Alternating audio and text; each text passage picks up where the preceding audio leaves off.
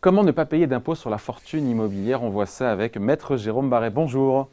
Bonjour David. Merci d'être là, avocat associé au cabinet Franklin. Alors, depuis le 1er janvier, excite l'impôt sur la fortune. Maintenant, on parle d'impôt sur la fortune immobilière. Ça, c'est pas nouveau. Quand on a de l'immobilier jusqu'à un certain niveau, ou à partir d'un certain niveau, 1,3 million. 1,3 million, net de dette, évidemment. Net. On paye donc cette IFI. Il va falloir s'y habituer à cet acronyme, à ce sigle, impôt sur la fortune immobilière.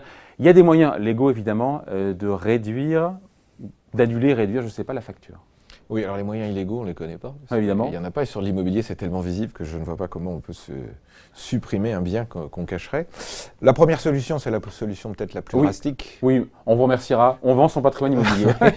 Super, applaudissements pour Maître Barret. De conseil, mais c'est ce que je suis dans le fil de ce que souhaite le gouvernement, non pas qu'on vende tout son immobilier, mais qu'on fasse des arbitrages. Ouais. Donc, donner son...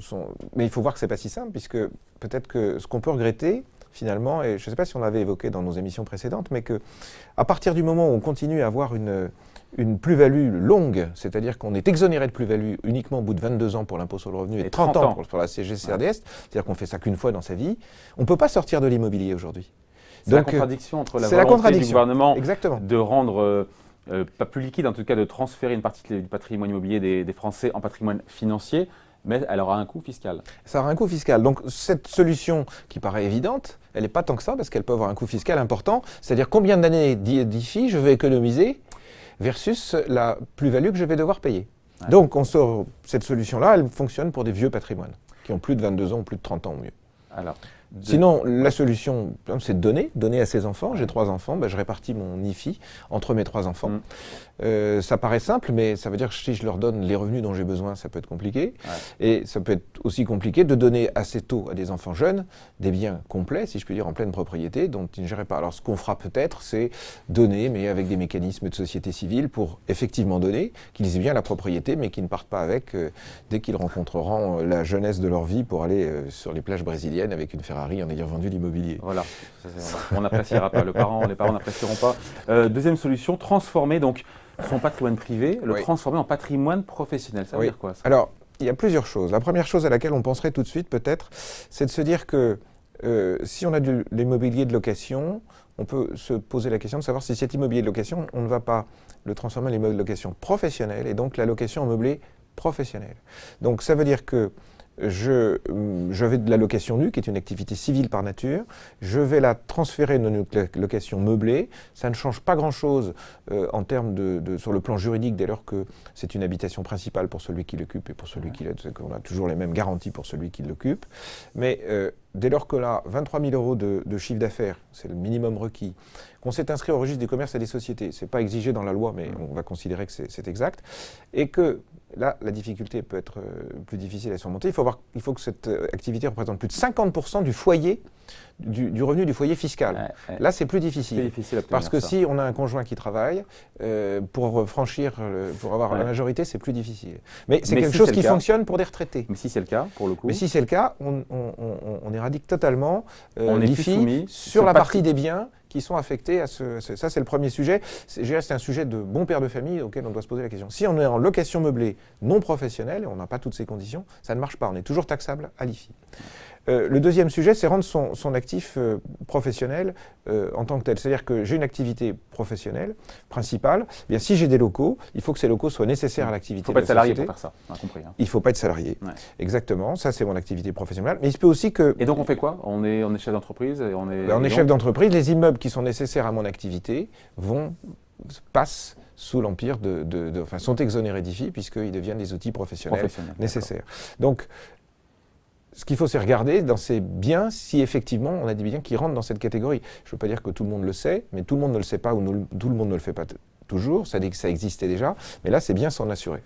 C'est le rendre opérationnel. Le deuxième sujet, c'est de le faire au travers d'une société civile, d'une société. Autrefois, on nous demandait que les biens soient en correspondance pour avoir une exonération entre le bien immobilier. On va passer les détails, c'est très compliqué. Maintenant, on vous permet d'avoir, si vous avez un outil professionnel, une société, et que les biens sont actifs pour la société, quel que soit l'endroit où ils sont dans la société ou dans les groupes de société, directement ou indirectement, ça sort de l'assiette de l'IFI. Alors ça, c'est important parce que y avait de l'immobilier qui était parfois casé dans des structures. Maintenant, si vous le mettez dans l'activité professionnelle, que cette activité professionnelle est exonérée, vous sortez du sujet. Alors, on a vu, il y a plusieurs stratégies. On en est à la troisième solution, troisième stratégie pour réduire ou annuler son impôt sur la fortune immobilière. Ce n'est pas nouveau, mais il faut le rappeler, on fait des dons. Il y a eu beaucoup de regrets que le mécanisme ISF-PME s'arrête, mais il a fonctionné quand même jusqu'au 31 décembre 2017. Maintenant, c'est trop tard, mais il a fonctionné jusqu'à ce moment-là. Mais là, on peut faire des dons, 50 000 € dans la limite de 75% de ses dons, et on peut éradiquer une partie non négligeable de son ISF, parce que c'est quand même un montant qui n'est pas neutre. Allez, quatrième solution de stratégie, on réorganise son contrat d'assurance vie s'il contient l'immobilier. Je n'ai pas suivi, je n'ai pas compris. Alors la particularité de l'IFI, c'est que c'est comme une action traçante, si je puis dire. C'est-à-dire que vous avez quelque chose qui est tout à fait dans le fond, on vous dit que vous n'avez que le résultat que ce qui est là-bas. L'IFI, c'est la même chose. On va tracer l'immobilier jusqu'au bout du bout. Dans le contrat d'assurance vie, si vous avez une partie qui est investie en immobilier ou assimilé comme tel, ça devient taxable. Donc à vous de faire des arbitrages sur votre patrimoine d'assurance vie. Sinon, vous allez... on aura de la SCPI, on n'aura pas de l'immobilier physique. On peut dans les contrats à cave. On peut dans les contrats à cave. On peut le faire dans les contrats étrangers, notamment au Luxembourg, où on a plus de facilité. Donc tout ce qui est produit, mais ça peut être sur des SCPI, eh bien à ce moment-là, il faut regarder quels sont les arbitrages qu'on fait. En fait, c'est gérer la quantité. Des SCPI qui ne sont pas soumises à l'impôt sur la fortune immobilière. Non, c'est pas ce que je veux dire. Alors, je dis qu'à ce moment-là, dans mon contrat d'assurance vie, si j'ai des biens ou des produits immobiliers, eh bien, il faut que je les arbitre pour descendre en dessous du seuil d'1,3 million si je ne veux pas franchir ce seuil de 1,3 million net. D'accord. Cinquième solution. Oui.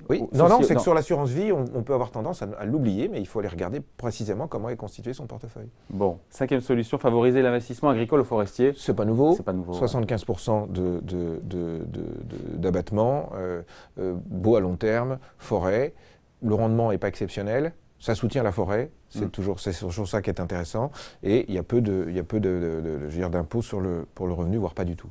Allez, dernier mécanisme, maître Jérôme Barré, avec un avertissement évidemment, mais c'est intéressant, pratiquer le rachat à soi-même, ce n'est pas quelque chose qu'on fait spontanément comme ça. Ça veut dire quoi? Bien, ça veut dire que j'ai aujourd'hui des biens immobiliers dont je suis propriétaire, qui sont productifs de revenus. Je vais constituer une holding, et cette holding va racheter mon bien immobilier, de sorte que d'abord je vais toucher un peu d'argent, donc je vais pouvoir réinvestir. Toucher du cash et mettre de la dette. Voilà, mais si ce mécanisme, je le prévois uniquement pour exhéréder, pour sortir de l'IFI, si je n'ai pas une bonne raison économique de le faire, je pense que là on aura des soucis. Et beaucoup de personnes ont anticipé avant la fin de l'année ce type de montage, en réflexion, en se disant, pardon, comment on va arriver à construire ça. Aujourd'hui, il faut qu'on y place des raisons patrimoniales, familiales, qui sont de revenus. Je peux avoir besoin de cash pour 1000 raisons. Ça veut dire qu'on est capable, au moment où on réalise cette opération, d'y trouver un intérêt autre que fiscal, et non pas principalement fiscal, ou exclusivement maintenant, ce serait plus difficile. Mais dans ce cas-là, c'est ça. C'est peut-être une des meilleures solutions. C'est une bonne solution. Celle-là, non? C'est une bonne solution, c'est une solution de chef d'entreprise. Ça veut dire qu'à ce moment-là, on est dans un schéma où on fait, c'est un peu du rollover, où on fait tourner un peu plus de cash et on investit un peu plus en immobilier. Sachant que dans l'immobilier, la difficulté que nous avions autrefois quand on s'investissait, c'est que tout ce qui était mécanisme de compte courant était taxable à l'ISF. Maintenant, ils ne le sont plus. Donc si on joue habilement, quand je dis jouer, c'est avec prudence, hein, c'est comme l'alcool, avec modération, mais si on fait ça convenablement et dans un but d'entreprise presque, de patrimoine d'entreprise, au sens où je me révèle un agitateur intelligent des actifs dont je dispose, à ce moment-là, on peut procéder à ce type d'opération. Mais j'insiste sur la prudence qu'il faut. La prudence, évidemment. Le disclaimer, c'est la prudence. Voilà, toutes ces solutions, elles existent, c'est possible, il y a des moyens, encore une fois, tout à fait légaux, d'alléger sacrément cette facture donc, de l'impôt sur la fortune immobilière. Merci à vous pour ces conseils. Maître Jérôme Barré, avocat associé au cabinet Franklin. Merci. Merci David.